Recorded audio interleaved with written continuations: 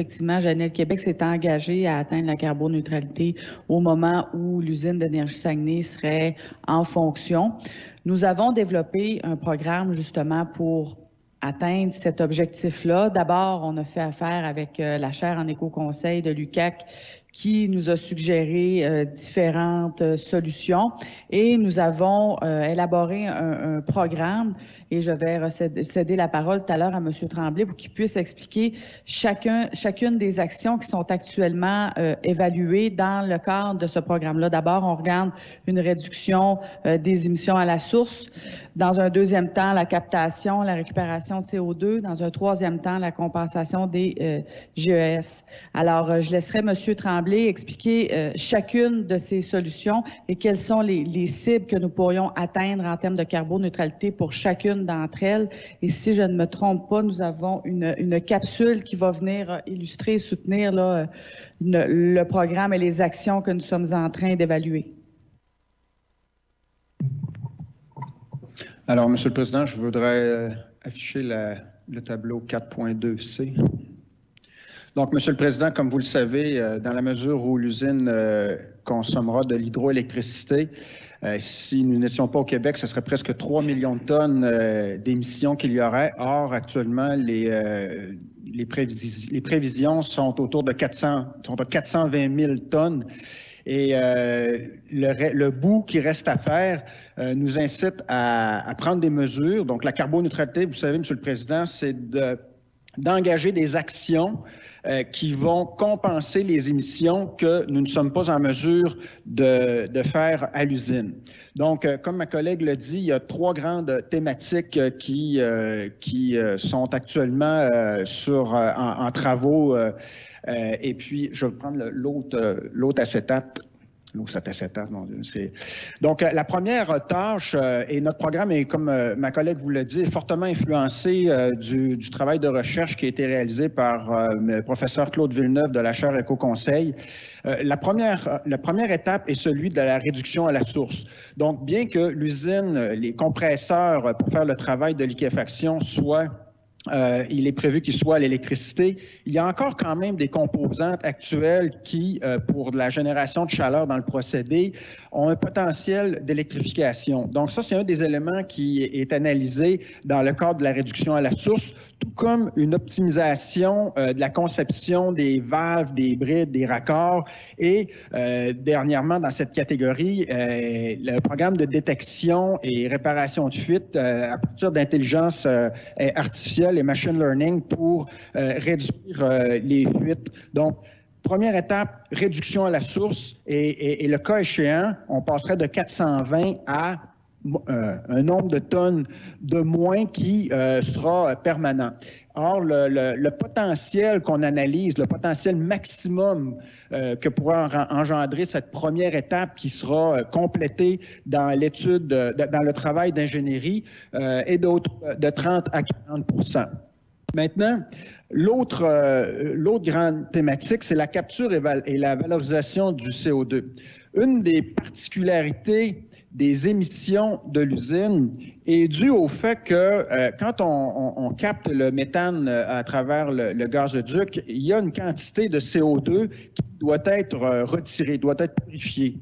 Donc, la moitié ou presque, 197 000 tonnes des émissions de CO2 ont la particularité d'avoir un haut niveau de pureté. Et ça, c'est une chance en soi, parce que si on veut faire de ce déchet un produit réutilisable en termes de philosophie d'économie circulaire, dans bien des cas, dans d'autres usines, on doit passer par la tâche de le purifier. Or, nous avons la chance dans l'usine d'avoir un haut niveau de pureté de pratiquement la moitié de nos émissions de CO2. C'est la raison pour laquelle nous tentons de voir, puis le professeur Villeneuve nous avait dit « Ne voyez plus vos émissions comme un déchet, mais comme une ressource. Donc, On tente de voir sur le marché s'il n'y aurait pas des filières qui pourraient être intéressées à utiliser ce CO2 d'une grande pureté. Et là, il y a plusieurs secteurs d'activité. On n'a qu'à penser à des réfrigérants. Il y a même des compagnies qui le réintroduisent dans le béton, des productions de biocarburants. Donc, est-ce qu'il y aurait possibilité de développer une filière économique parallèle grâce à ce CO2? C'est ce que nous tentons c'est les recherches que nous faisons actuellement pour voir s'il y a des entreprises intéressées pour ce faire. Et c'est ce créneau-là, dans les réflexions mondiales autour de la lutte au changement climatique, est très porteur, est vu comme une des solutions comme une des grandes solutions pour réduire les gaz à effet de serre. Le troisième élément, c'est la production de gaz naturel renouvelable. Vous savez, du méthane, c'est du CH4. Ça peut se faire, celui qui sera acheminé à l'usine sera d'origine fossile. Or, de plus en plus, on voit sur la planète la production de gaz naturel fait à partir de matières putrescibles. Or, nous, ce qu'on s'est dit, y aurait-il lieu, compte tenu que nous sommes la plus grande région forestière du Québec, de développer ou de tirer profit d'une production de gaz naturel renouvelable à partir de résidus forestiers. C'est pourquoi nous avons demandé le support de deux professeurs universitaires, l'une à Québec et l'autre ici à l'UQAC, pour analyser ces différentes possibilités en termes d'approvisionnement forestier. Mais également, nous avons découvert une technologie canadienne dans l'Ouest canadien fort prometteuse qui, à partir de matière de biomasse forestière, arrive à transformer cette matière en gaz naturel renouvelable. Nous avons même, les deux chercheurs universitaires en question, ont même pris 3 types d'essences d'arbres québécois et ont fait de la recherche en termes d'analyse de performance de ces essences d'arbres. Donc, la production de gaz naturel renouvelable pourrait être une façon de créer des crédits carbone, si on peut dire, pour arriver à nous supporter dans un pourcentage qu'on pourrait penser d'autour de 30 %. Ça reste à voir. Mais bref, s'il s'avérait que ce soit aussi prometteur que ce qu'actuellement on peut voir, on peut penser que par le fait qu'on veuille atteindre notre carboneutralité et qu'on puisse supporter l'émergence de cette technologie dans notre région, eh bien, on peut rêver que l'industrie forestière un jour et que cette filière énergétique renouvelable puisse se développer. L'autre élément, c'est la forestation. C'est d'ailleurs cette approche qui est à l'origine de l'idée de la carboneutralité. Vous savez, dans la région, nous sommes habitués à voir des événements carboneutres, c'est-à-dire l'organisation Carbone boréale de l'Université du Québec à Chicoutimi, en sachant la quantité de GES qui est émise dans un événement ou dans une activité quelconque, prend l'engagement d'avoir des pousses forestières, des plantations d'arbres qui vont compenser par la captation du CO2 lorsqu'il pousse, à équivaloir les émissions d'une activité.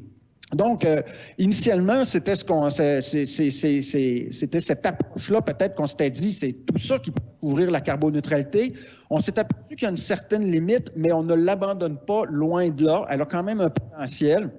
À titre d'exemple, une entreprise forestière régionale nous a approché récemment seulement pour dire peut-être qu'il pourrait y avoir un programme d'amélioration des pousses sur un certain territoire et cet accroissement de la pousse forestière aura un potentiel de production de crédit carbone. Donc, on continue. Achat de crédit carbone compensatoire sur les marchés, ça, Monsieur le Président, c'est la solution, je dirais, le cas de base. Si demain matin, les autres solutions ne sont pas prêtes lors de l'ouverture de l'usine, c'est un peu notre filet de sécurité. Il existe plusieurs programmes de crédit carbone dans le monde, au Canada, au Québec. nous avons établi une grille de sélection, une grille de critères qui ferait en sorte que, bon, bien entendu, le prix, la performance du crédit carbone, l'impact aussi régional que ça pourrait avoir, puisque on a un promoteur une organisation régionale qui s'implique avec des PME régionales pour produire des crédits carbone. Donc, c'est un élément qui pourrait subvenir à 100% de nos émissions demain matin, mais on analyse ça également. Pour l'instant, peut-être qu'on pourrait prendre un 20-40% de cette stratégie. Finalement, la récupération de chaleur, et la récupération de chaleur, c'est qu'il est plausible de penser que dans le processus de liquéfaction, nous puissions récupérer une quantité de chaleur qui pourrait être réutilisée à côté de l'usine, par exemple, dans une serre pour des cultures, et ça se voit déjà dans la région. À Saint-Félicien, il y a un projet comme ça. Et l'avantage aussi de récupérer la chaleur, c'est qu'on a la possibilité de prendre notre CO2 et de l'injecter dans la serre qui augmente, comme vous le savez, la pousse végétale. Donc, on a un programme très précis qui décrit tous ces éléments-là que on peut vous déposer. On a également un calendrier très précis. C'est-à-dire qu'actuellement, toutes les actions que je viens, les 6 pistes d'action que je viens de vous déterminer, nous les faisons avancer en termes de recherche et développement, en termes de ressources, qui peut être partenaire avec nous dans ça. Peut-être que certaines seront abandonnées.